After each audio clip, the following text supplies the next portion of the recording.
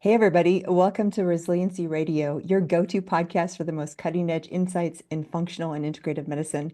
This is your go-to podcast, and I'm your host, Dr. Jill. Each episode, we dive into the heart of healing and interview amazing experts, personal transformation experts, and all kinds of people in the realm of holistic healing. I get so excited when I talk to another manifester, and today our topic is all on manifesting. The title is Activate Your Healing Potential Through Manifestation. I think, as we were just talking here, I want to introduce my guest in just a moment, but one of the most powerful things we can learn in this new year is how to really show up as our truly authentic self and what that means for our ability to really show up in the world and see our dreams come true. And what happens is when we really are in that space of true love and wanting that manifestation for the good of others, we see miracles. And today we're going to dive into that with Kelly. My guest, Kelly Gores, is an entrepreneur, writer, director, and producer. She gained recognition for her award-winning documentary, Heal. And if you haven't seen that, it's been out since 2017, all over social media. A lot of my circles, people have watched it. So check that out. This explores the power of the mind-body connection and the body's natural healing capabilities. In 2019, Kelly authored the follow-up book, Heal: Discover Your Unlimited Potential and Awaken the Powerful Healer Within. She also hosted Heal with Kelly, a podcast that inspires, reveals tools, and shares personal stories of the body's ability to heal. We're going to talk about some of that today. Through the Heal brand, she aims to empower people by sharing knowledge about the remarkable ability and intelligence of the human body to expand our belief about what's possible. This is my language, Kelly. Welcome to the show. Thank you. Thank you for having me. I love it. Yeah, so excited to have you here.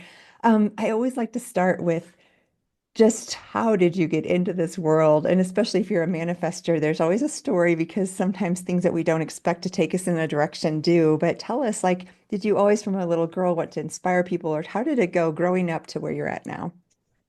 Yeah, it's a lifelong story. Everybody's like, why did you do heal? And did you get a diagnosis or did you heal from something? And I said, no, thankfully, and kind of ironically, no.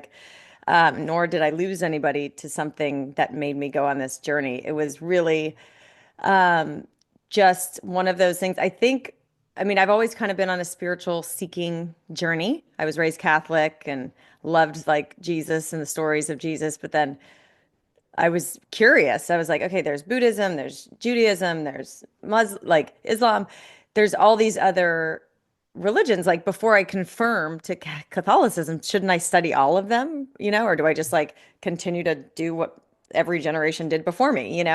So I've always been kind of that like curious seeker. And I kind of had a sense that all religions were trying to accomplish the same thing and have the same universal principles, just dressed up in different cultural clothing and language. And so I guess, it's always been kind of like a journey of spirituality and like where I can find true joy and happiness. But I was an actor my whole life. I grew up in South LA in a little town called Long Beach. And so people somehow I got into like film and modeling and stuff at like 5 years old. So I always had my foot in like the spotlight, and then I'd always be very humbled and like try to be a normal kid. And so in my 20s, I came back to acting after I went away to Berkeley, and I was like exploring other things, and I thought I was too smart to be an actor. Of course, all the best actors are really intelligent, Really, really smart. Yeah. really smart. Meryl, shout out to Meryl Streep. But I'm blonde hair, blue eyed. I'm like a dime a dozen in this town. Like every, prom queen from every high school like comes to LA to like try to be, discovered or whatever. So I started really like trying to fortify my spirit in the face of so much rejection. And so I just started reading like self-help books and, spirituality books and just anything that could get my mind stronger and so I started learning about the law of attraction and quantum physics and setting intentions, like Wayne Dyer and Eckhart Tolle and all of these people. And Abraham Hicks, I would just flood my psyche so that I wouldn't be depressed every day that I didn't get the job because more often than not, you don't. And you never hear anything. You don't know why. So, like, Right. you're just kind of in this You make up vacuum. stories, right? Of like, Yeah, exactly. You're like, I'm too fat, I'm too short, I'm too blonde, I'm too this.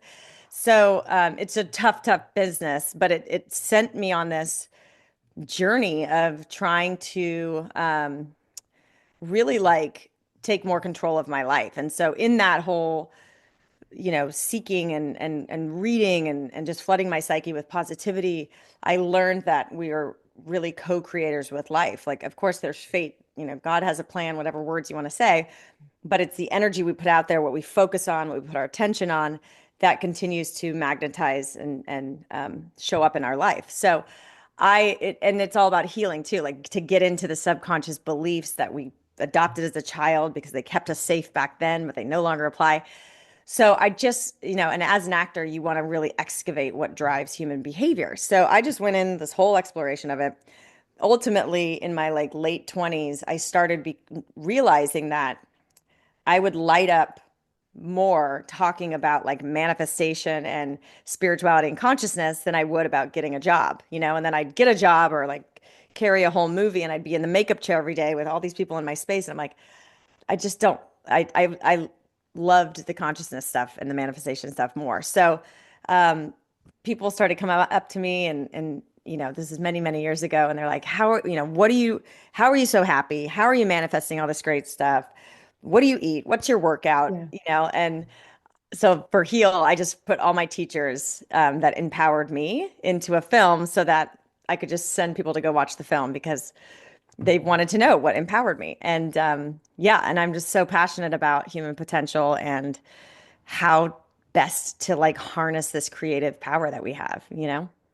Wow, I love that. And so many questions come to mind. I want to hear about the process of going from acting to producing. I produced a movie a couple years ago, and I know what it takes. It's like quite an ordeal and the money involved and everything.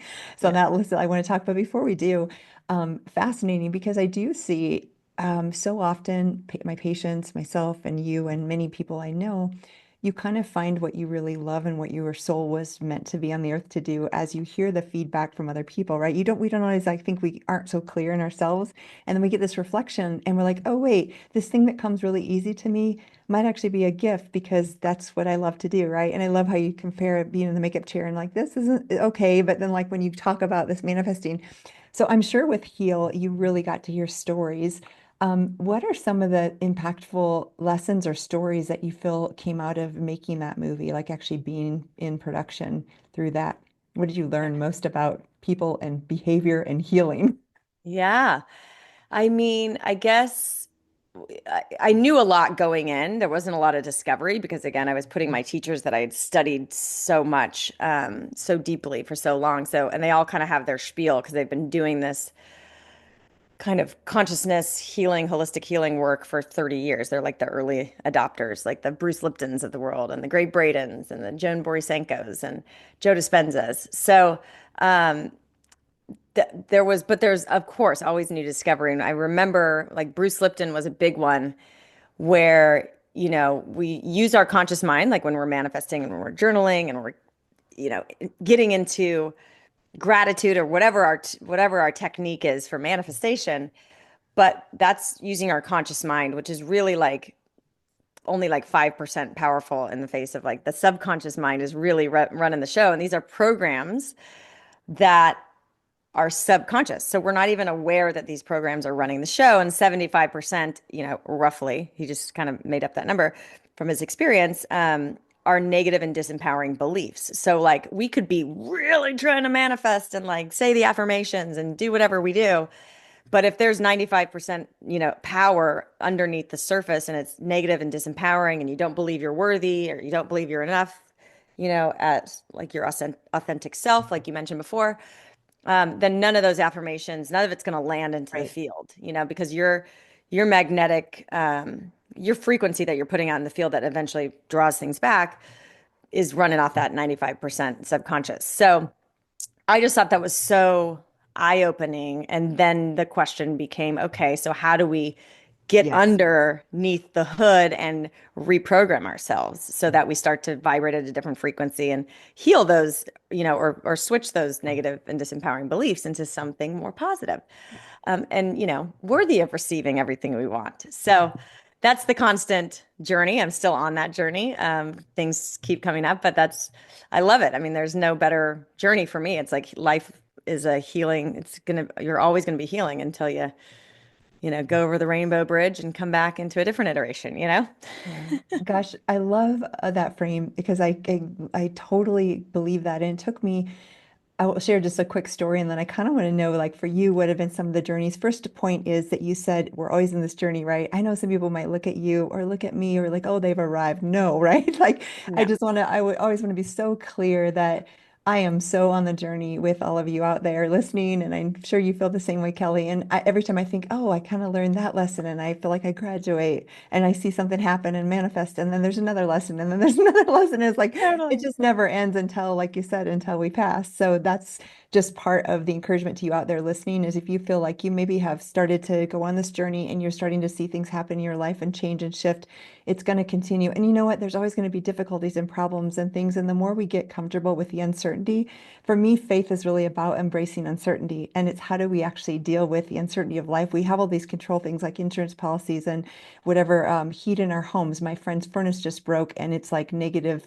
10 degrees over the weekend.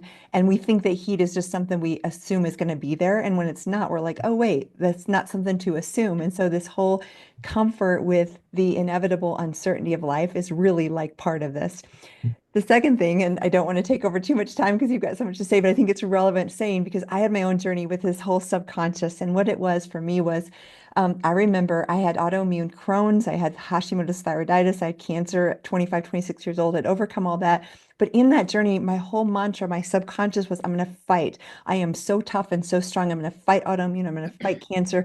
And you hear the rhetoric, anyone out there suffering from cancer, the whole industry is about fighting cancer, right? We even donate to fighting cancer, fighting, fighting, fighting. And I'll never forget one day because that happened. I got through all of that. I was pretty healthy. And then I had a massive mold exposure and got really sick from mold. And in that journey, I'm like, I'm going to fight this. I'm going to do this. And one day I'm walking, meditating, and it hit me. The fight in your body, your immune system fighting this mold is actually what's creating illness in your body. And if you keep that subconscious program of fighting the mold, you're going to die. It will kill you. And I heard that so clear. I was like, oh my goodness, I have to change this. And I write in the book about, I'm like, how do I think of my immune system differently? And I took the Invincible Me little minions, the little yellow guys. I'm like, Hmm. they're my immune system. I'm going to start envisioning, imagining that these guys are whistling and they're happy and they're not fighting, but they're taking all the toxins out of my body. And I'm going to do all the things I know to do, like mind, body, spirit, the supplements, the IVs, all that clean living. But I've got to change my subconscious program. And I literally started meditating on minions that day. And that's the day I started healing from mold toxicity. So I just want to kind of give an example of like how powerful that is. And I had to change, and it wasn't just a one-time thing where I chose day after day after day. I envisioned this whole change in my inner body and how this helpful, harmonious kind of getting out of the toxic load versus a fighting mentality. And I really believe that's what changed that course for me. Totally. I love it. Brings to mind a story. One of the experts in heal is this Dr. Kelly Turner. She did her research on cancer and she was like starting to notice these spontaneous, healings and remissions. And she's like, why aren't we studying them? And all the doctors are like, well, they're just anomalies, And she's like, no, but there's like thousands of them. And they're all different kinds of cancer and all different stages. And they literally, these people were sent home to die and they didn't die. And then the cancer healed. And so she's like, I want to study what they did. So if you want to dive deeper, it's a book called Radical Remission. And one of the guys, went home and started playing, I think, the violin or the cello, like something that he'd play that brought him joy. And he would go out and just like be in his bare feet and watch the sunset every night. They're like, we're going to die. So we might as well just only do things that we love and bring us Yeah. joy. And all these people were starting to heal because they were just increasing positive emotions, letting the small shit go, letting go of resentments and regrets. Cause there's like, we just want to enjoy every last breath. And they started to heal. And this one fellow had the same insight and was like, cancer is my own human cell. It's a cell, it is part of me and it's gone rogue. Something is fritzing and it's gone rogue. But it's a me cell. It's from me. It's not different from me. It's not an intruder. It's not something that I want to create war. And so he just started to love on that cancer cell and all the cancer and the tumors in his body. And he was just like, they're just like members of society that have been outcast. And of course, they're going to feel angry and isolated. So I'm just going to love my cells and bring them back into community. And that's what he did. And he healed. So I think there is something to be said about like this fighting and this war and this Yeah. inflammation. It's like that energy, that frequency is all the same thing. And we want to healing, has the same root of like wholeness. And we want to Yeah. really just like love and bring together and bring back into community and harmony and balance what's out of whack in our body. I love that so much. And I did an interview with Jeffrey Reidiger, who wrote a book called Cured, very similar information. You probably know or heard of him. And Yeah, he's great. I really loved because it wasn't just like one diet or one, like some of them actually ate junk food, which I would be like, oh, how in the world could they heal, right? Because you think, oh, you have to eat super clean or organic or microbiotic, whatever kind of thing you do, right? But the truth was, what he found was there was such a diverse array of health behaviors. And again, I'm not saying that healthy diet isn't really important or sleep or all these things, right? But the thing is, when you go into the world of this other quantum level of consciousness and healing, those things really pale in comparison to how we think, what our subconscious programming is, and all these things we're talking about. So, what are some practical ways, Kelly? Because so many people might be listening to this and like, oh, that's great, but how do we actually change that programming? Any like practical tips or ways that we can actually either harness what our programming is, because a lot of times the subconscious by nature, we don't even know what the program is. So Hmm. number one, knowing what it is, but number two, how do we shift that? Yeah, I mean, so good. I think there's different therapies, like EMDR is a good one. It's like Hmm. eye movement, eye Desensitization therapy, I think I sensitization. Yeah, know, yeah, or yeah. whatever, something like that. Um, so and it's and you could do it with eyes, you could do it with paddles, but it's basically talk therapy and walking you through and kind of like the moment of trauma that created or this or this belief system or this trapped emotion in your body, and it helps just to reframe it and desensitize it and then drop in a new kind of program. There's hypnosis, I think is great. There's so many. I think meditation, Hmm. I think breath work just starts to, once you start to do these, like breath work to me is some of the most powerful work you can do. And it, what I've experienced when you're guided in the correct way with music and also just like flooding your body with oxygen, it breaks up energy, like stagnant energy and patterns.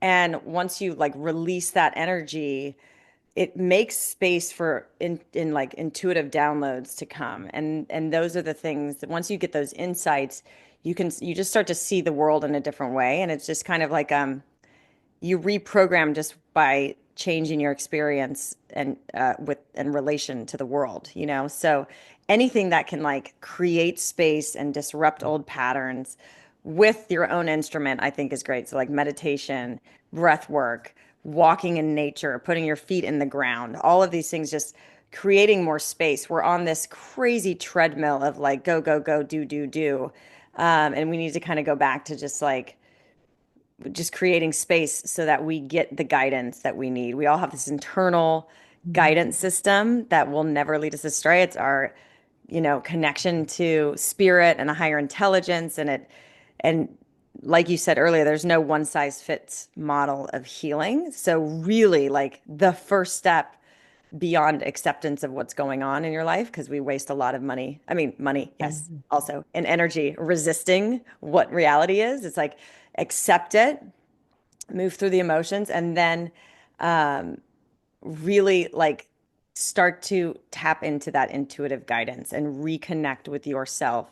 And yes, I think that we need helpers and healers and people to reflect back to us and help us heal, but really your intuition is your guide. And it's one of the 10 things that Kelly Turner found in her research. And her research is specific to cancer. And in the film, there was these 9 things that all of these people that were sent home to die did to heal some version of it. Then Wow. later she looked back at her research and added movement exercise because everybody did a version of it.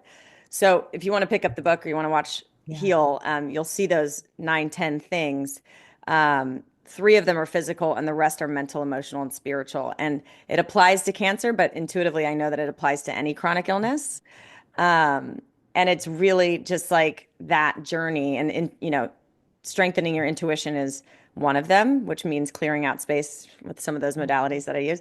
So I like to approach it rather than like, okay, let's find the one therapy that's going to reprogram my mind. It's almost just like creating space and releasing and slowing down and tapping into your intuition, and kind of like that divine connection, and you'll be guided to know what's next step. And as you start to create that space, you relate to life in a different way, and the insights come, and the reprogramming comes in a more like feminine way, Yeah. like rather than like, okay, this is the program that I need to extract and move and then so Right, right. that's been my experience, because it's like I wish I had like, okay, this is the therapy you need to go, but I've tried everything, and I think different things work at different times, and you're ready to receive that healing. So it's like layers. But the biggest thing is like reconnecting to yourself in that intuitive guidance, and then you'll be guided on what you need, and you'll be reflected back to those things that no longer serve you, you know? Mm. So good. And it's so what I love there is that creating the space and the spaciousness. I have found in my own life, I'm deeply spiritual and I believe in God and have a deep prayer life. And I feel like direction in that realm so often. And the best direction is always from the divine, right? But if I'm so busy and so crazy and traveling all, in fact, this year was actually part of my, I don't do resolutions at all. It's just like, how do I want to live?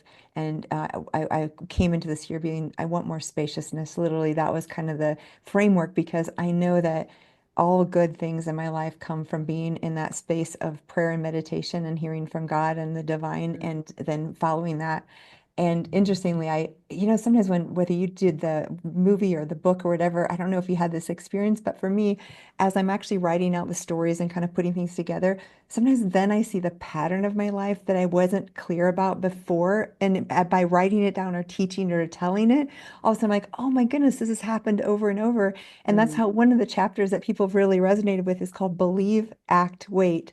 And it's basically like you believe in something amazing that you could accomplish or that you want to be part of, or you kind of put out there, I believe I could go to medical school, or I believe I want to produce a movie.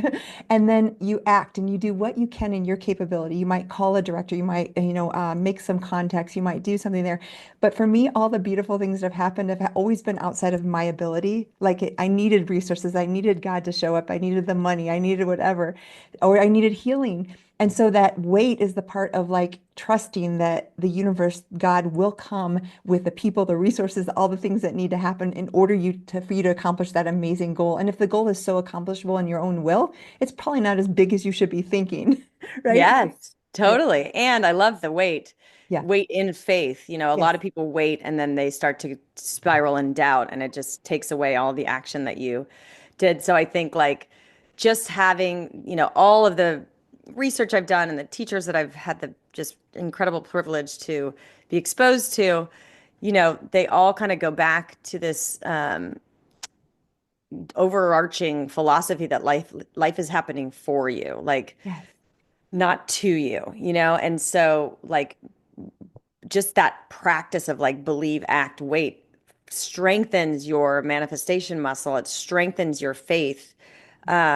Because and it also like kind of reprograms you, because if you believe, it's a practice, right? Even meditation is a practice. There's no like, you know, I think I love these little Zen sayings or these um Buddhist sayings, but it was like the monks were listening to the teacher, up on the hill, and they're out meditating hours and hours a day. And the teaching was, before enlightenment, chop wood, carry water.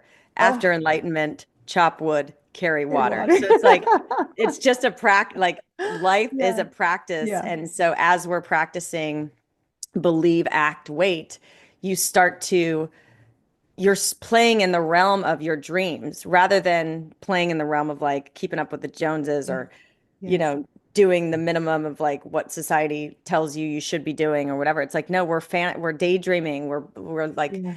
visualizing our dreams. We're fantasizing, and we start to go like believe that I can get there. That's strengthening your belief in yourself and your programming. Yeah. And then act. Let's take the small step in our skill set to move forward. And then wait going, I had just like the oak tree is in the acorn, whatever that desire, that passion that you have in your heart, God put it there because you also have everything you need, whether it's inside you as a skill you already have or in the ethers that God is going to present to you. You have Yeah. everything in your ability with that dream to see it realized. Like you Yes. don't just get a dream and then like it's impossible to do, So so how far can we stretch ourselves into believing what's possible for us? Well, God is infinite. I believe we have so much more potential to create and experience life on a way more amazing level than we've we've been exposed to. So it's on us to like keep stretching that belief and then act in faith and then wait in faith and go, okay, God, it's here, which means I know that I can accomplish a version of this. Yeah. So you wait and you expect Yeah. Exactly. that the answer and the next step forward will be revealed, And it's such a cool way to live. And it's really the only way to live. It so is, right? Like there's such a freedom in that. I feel like as I've really embraced that and continue to, it's a practice, right? Because as we were saying, there's always another level. I have such a peace about life and about like off and on I've been looking to maybe move out of my condo and buy a home, and when those offers happen or whatever, there's such a freedom in this like letting it go and knowing that the right thing will happen and I will do my part, but I don't have to worry if I miss an there's no missed opportunities in that sense, Yes. right? And Yes. that's so freeing. And the truth is, I think more than ever, especially again in this new era of consciousness and how crazy life is speeding up, I think one of the most undervalued thing is peace, peace of mind, peace of heart. And like you described in the cancer studies and all the people, there was so much commonality to just seeking joy, right? And Hmm. peace. And Hmm. those things are so priceless. Totally. Yes.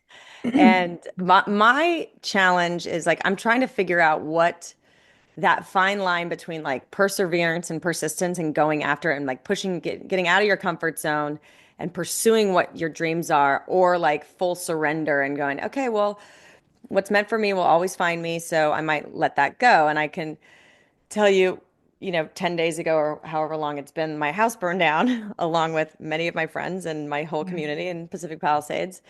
And, part of me immediately spiritually knew that it was liberation. And like, I had been feeling the weight of accumulation. I had been asking God if I'm staying in the Palisades or moving to Manhattan Beach because I just went through a separation and I was like, I kind of feeling a fresh start. And so I was like, okay, I know that God's going to give me a clear sign. It's going to be about the house. And when I find the house, I'm going to know where I'm going to move. Well, then the whole neighborhood burnt down. So that was like as clear a sign as you can get, right? So I'm not Wow. staying in the Palisades. But all of that to say, like, then immediately, the day my house burned down, this house came up, and I had been looking in Manhattan Beach for months. And now all these people have been displaced and they now are looking in Manhattan Beach. So there's this bidding war on this perfect house. Nothing even remotely close had come up in my months searching prior to buy this house. And I just knew in my bones this was my house. And I missed out on, I missed it. I was like, someone overbid me. And I was like, almost more gutted about losing that house than I was all my contents because of the previous house and like Right, everything right. I own. Yeah. But I am also like still in shock and denial because you just really can't process even now. Like it's just still kind of surreal. Yeah. So, but I just really struggled for a week, like letting go of that house. And I just have to trust, as I felt in my bones that was my house, that it's either going to come back to me at the right time or so I guess that's, all of this, I agree, like we are so aligned in what we believe. It's just being humans for all of you listening. It doesn't mean that it's easy. Like you still feel the human emotions as you're going through that like struggle of figuring out, okay, like when do I surrender and when do I fight hard for this? I mean, we went back and offered them like way more to try to get it. So I wasn't giving up, but I do value peace and faith over in this higher benevolent intelligence over, misery. So ultimately, I got to a place that's like, okay, I can let that go. I can trust that if it's mine, it'll come back to me. And in the meantime, let's just, find another landing place. And so, but you had to go through that emotions. And that's the thing that like I want to crack. And like, when do we let go and when do we continue to pursue, and like knock down a door. And I think it really comes into tuning into this incredible tuning fork of our bodies. Like our bodies are very intricately connected to our intuition and energy and the field around us. So the more we can cultivate this like deep connection to what our body's signals are trying to tell us, and like if we do want to get to peace and we do want to be in expansion, like your body kind of tells you, and it has this intelligence, this subconscious mind as your body like knows when to keep pursuing and when to let go. And it's all about that like tension and stress and um contraction, So anyways, I just thought I'd share that because it's a fine dance, but to be aware of it is half of the challenge anyway. So that's why we're talking about it. Exactly. And first of all, Kelly, I know right before we went on, you shared that. And I was kind of like, oh my goodness, I can't believe and like we were saying, you have to go on and live life and do your thing, right? So of course you're going to be doing your thing and recording and all of that. But still, like, my heart goes out to you so much because you're displaying, we can talk all day long about how hard and suffering and how do we get through. But the truth is, like, you and I and everybody out there listening to in their own way is we're in it, we're in the muck. And it's Mhm. like this fine line. I feel the same way. Like if I could just live in the clouds in my unicorn land of beautiful manifestation, I'd love it, right? Life is so Yeah. great. But then there's a place that it's almost irresponsible because I have to be on this earth and to love those people God's put in my life and to show up to the best of my ability. And then there's difficulties and there's hard things that come about. And I can't even imagine because so far nothing I've experienced compares to like even losing your home. But even hearing you talk is so powerful and encouraging. And I guarantee there's someone, if not many people listening that are impacted by your grace of how you, and again, I know there's shock and trauma, but there's still a grace about you and how you show up and how you talk about that, and even how you've just surrendered. Because even if we know, I was telling you before we got on that 3 years ago, we had massive fires here in Superior and Louisville, and there was huge communities that were completely wiped out. And it actually pales in comparison. I think it was 1/10 of the houses that were just lost in the Palisades. But I remember that, and I remember just like there's such a understanding of what really matters, right? And so there Totally. is a piece, but it's still the practical thing of Mhm. losing everything you own is I so know. hard. So I kudos to you, and what a beautiful thing of how you show up and share that because I know it's an encouragement to those who maybe are suffering, but in comparison, like, wow, if Kelly can do it, you know what? Maybe I can today too. So I love that. Yeah, Like that's thanks. just precious. Yeah, it's that peace thing. It's like I've gone through days where I'm just crying all day and Yeah. I finally hit the anger phase like a few days ago and I was like, oh, I'm just really just hanging out in shock and denial. It feels kind of good. And then like boom, like you drop into anger and it brings up all this anger about other things that you Yeah. had dealt Yeah. with in your life. And so it's cathartic and I just feel like everything really does happen for a reason and it's, you get it in hindsight. And so if you value peace and joy and understand that life is happening for you, Yeah. you start to look for the blessings and you start to just do everything it takes to keep your body and spirit as strong as possible so you don't, get wiped out from the stress. So, so true, because that can take us down physically and with our Yeah. health, probably more than anything else. One thing, as you were talking earlier, too, that came to mind is, and I love the work of Viktor Frankl because I always think of him as like, and anyone who suffered like him, my Hmm. life will never compare to that kind of suffering. So it's always that relevance of like, if someone like that can have that attitude, and he talks about that choice, that point where we have something happen that's really devastating or difficult, a divorce, a financial loss, a burned down home, you lose everything in it or whatever. And a lot of my patients that listen to this have mold related illness, and they, in some weird way, I don't mean weird like it's weird, but because people don't understand the world, they can lose everything they own from the mold. And it's not like a fire, so no one knows what happened, and it can be pretty Hmm. traumatic too. But all that to say, there's this point where something happens. And then we always have a choice. And sometimes it's very few seconds or minutes or hours or days. But in that moment, we have a choice of how we react, how we respond. And I think the more we're in touch with spirit and God, and the more we're in the meditative practice in nature, the more we have spaciousness, the more that space becomes a place where we can show up differently. Hmm. And to me, those are the spaces that we can show. For me, it's like, how does God's love come through me into the world? And it's those spaces of tragedy where maybe if I can connect to that, I can respond differently than what the world expects. And somehow point people to a lighter, greater power, right? And Hmm. I think that's really important because if you as a listener are facing some tragedy or something comes in your life and you have that few seconds or few minutes and you shift, Kelly, any ideas? Because it's still hard, even for me, who I can consciously know what I need to do in the moment of tragedy, but there's still a impulse, right, to maybe respond in anger, respond in frustration, or respond by falling apart in a puddle of tears. Hmm. Have you learned any tips of like how do we change those moments in between the stimulus and the response to be in a way that exudes light and love and trust in the universe? Yeah. It's tough. I mean, I always encourage following onto a puddle on the floor and crying. I think that's good. I would never, I've done that far. Like I just released this solo podcast at the first week of the year, right before this all went down. And I was like, I just came through the fire, the hardest year of my life, and then like, cut to 3 days Oh my later, like went through goodness. another fire. I had no idea But what was coming, right? no idea. People are just like, do you hear what you said? I'm like, I do. But all of that to say, I also just went to Tony Robbins. I'd never gone to one of his events, and I was there the like early December. And I talk about this in the solo podcast, and I think it's worth sharing here because two things happened at that seminar. It was like 6 days, so intense. The guy is so intense. He's amazing, but he's service oriented, like he's in his heart. So my big thing and theme is like, and I feel like in this next phase of Age of Aquarius, it's like we're getting out of our head and dropping into our hearts. So anything that you can do to get into your heart. And so one like just real practical practice if you're getting triggered or like the world is literally or figuratively on fire around you, like you breathe, like you could shut your eyes and just like cut off the outside stimulus and just like breathe. And sometimes you need to put your hands on your heart, but like breathe as if you're getting in and out of your heart, like so through the belly so that your ribs can expand and just like start to like breathe from your heart. So you get out of your head and you drop down and just however many breaths through your nose, out your mouth.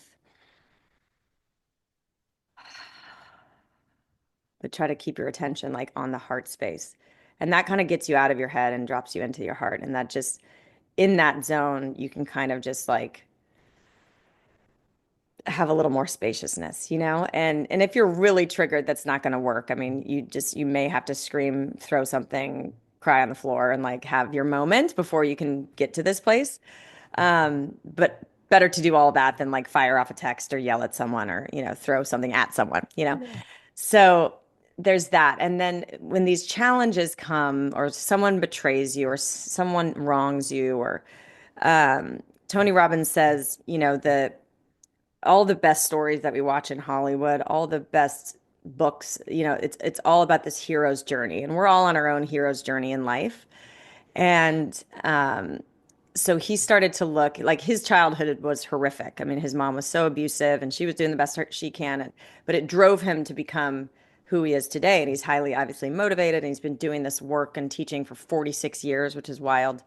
But now he's able to feed billions of lives so it's driven him to a life of service, and he's living from his heart. So he looks back and he doesn't dwell on his story, and he just looks at like everything, all these challenges that come, based on the frame of reference with his mom, and her abuse made him into this phenom that he is today.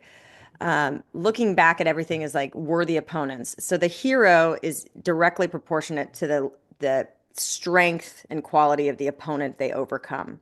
So he had a pretty gnarly opponent, overcame, and so he became this like massive, hero or character, in life. And so like having that perspective, so someone betrays you or the boss doesn't like these are so you're not dwelling in victimhood. You're like, okay, he's like, be excited about worthy opponents because you're being invited into this next growth and level up in your life, So like the fire comes, like we've got to go through the grieving process of losing everything that we valued and this the curiosity of like, well, what do I really value? And like, oh, and I definitely like oscillate between like total liberation, because I'm like, I'm light, got a couple bags and can move around the country now.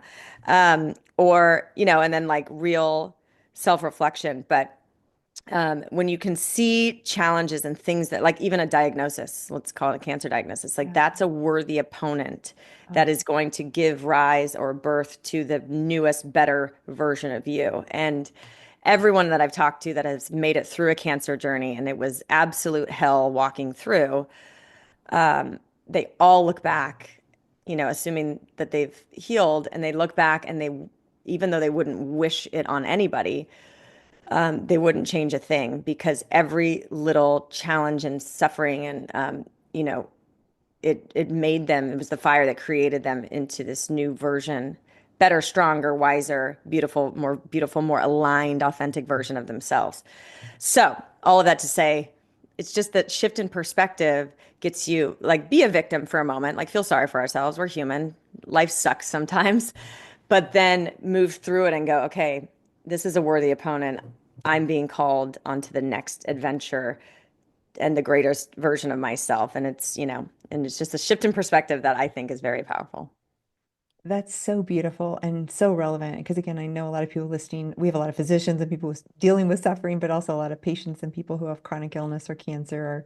And I know people have heard me say this before, but I just remember my own journey with cancer at 25. And within 2 weeks of my diagnosis, I heard this preacher on the radio, and it was, the sickness will not end in death, but for the glory of God. And I remember just like grabbing onto that. And I didn't know at that time what that really meant, but I did have a hope with that. I just was like, I'm going to live. I like that moment. I just knew somehow I'm going to survive.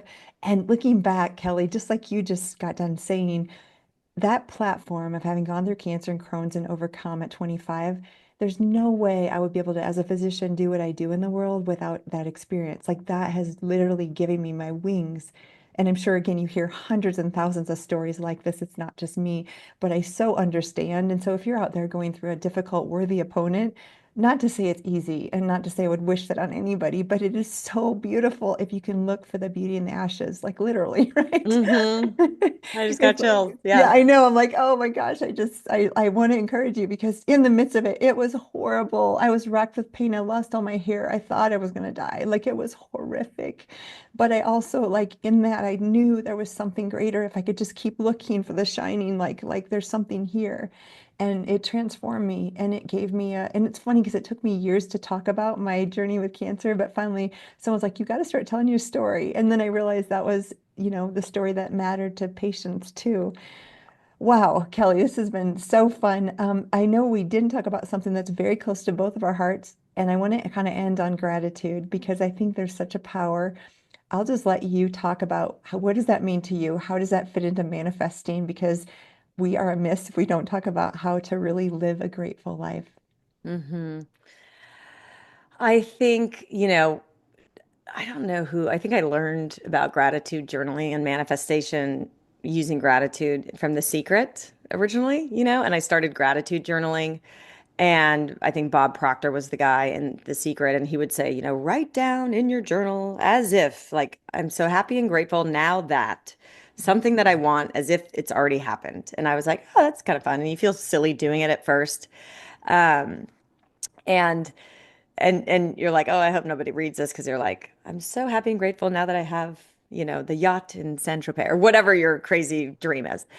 And but you start to do it, and then you start to realize, like, well, I mean, if we just let our minds that are programmed for survival and to scan the environment based on our belief systems and this lens that we're looking through, for danger, like that's our default, mode network or whatever. So when you start to gratitude journal and fantasize and like visualize things that you want as if you already had them and flood your system with those like great positive chemicals and oxytocin and hormones and everything, you're like playing the instrument of your body and your mind, and it's changing your frequency and state and sending out new information into the field, and then life starts to reorganize. And it's within 3 months of doing this practice, I manifested this job I didn't even know existed. I literally like tripled my income and like lowered my hours. And I was just like, wow, this stuff really works. So I do a version of that now. And also, like,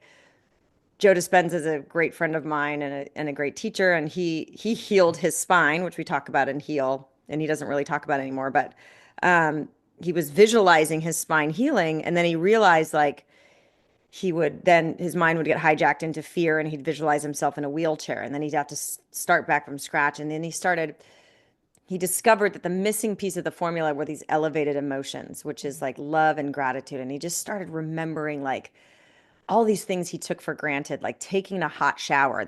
He couldn't do that anymore. He couldn't stand. He was just lying face down in a bath. People had to bathe him. They told Yeah. him he'd never walk again. And so he's visualizing and like being able to run on the beach or like watch a sunset or make love or all these things he had taken for granted. So as he starts to just feel those feelings and like picture himself there, that was the healing elixir that just lit up his body, and re-energized him and his cells. And so I totally believe in the power of gratitude. And now kind of my practice is um, actually writing down things I'm grateful for, or even if I'm just in bed with my daughter, just like reciting like things I'm actually grateful for. And then I'll pepper in, almost like tricking the mind so it doesn't know which one is real and which one's not. Then I'll pepper in things that I desire and want, as if they've already happened and I'm grateful for them. And it's just a fun exercise. And like I said, it's like taking the reins of your mind rather than letting your mind control you, and which is usually not a very positive Right. outcome. Oh, I love that because what we've learned that the subconscious is like it doesn't know the difference between reality and fantasy. So for me, that's so, I mean, all of us, right? But it's so powerful because we can imagine something. And if we truly believe and have elevated emotions, our subconscious does not know the difference. It's kind of stupid in that way. It just takes out, it's beautiful, right? It's not, I shouldn't even use that language. It's beautiful because it just takes whatever we put there and said, okay, that's real. Let's make that happen. So, Totally. oh, Kelly, this has been so fun. I knew it'd be great to interview, but I really, truly have enjoyed getting to know you. Already love you as a human and all the light you put into the world. What's your next projects? How can people find you? Where can they find Heal? Give us a little bit about you and what you're up to. Yeah. So I still do the weekly podcast called Heal with Kelly, anywhere podcasts are found, YouTube, Spotify, Apple, all those things. You could sign up for the newsletter on healwithkelly.co. And I am now embarking on starting to do the second film, which is exciting. It was the idea came like in March. I was in New Zealand for my birthday, and it's all going to be like about emotions and then like and our nervous system and how to release trauma and how to process, digest, and express emotions in a healthy way in real time so we don't store more trauma, because we're never given that manual. So go on that deep exploration of emotional health and how it ties into our nervous system and everything. And then um, literally like 2 months after I got the download for that next film, I've been on the most intense emotional journey of my life. Like I've cried more in the last 6 months than I have in the 44 years leading up to this moment. So I was like, okay, God. So like the download came for the next film, and then he's just giving me the fodder that's all be relatable because I've just been through, hell. Which is so funny. So, and then simultaneously, I'm building a company which is going to be this beautiful online holistic healing platform where we really want to hold people on their journey and give them access to these tools and these teachings and education that we have. Um, and so we're building that. We're hoping to launch that in May, but it's really, really cool. We're really excited about it.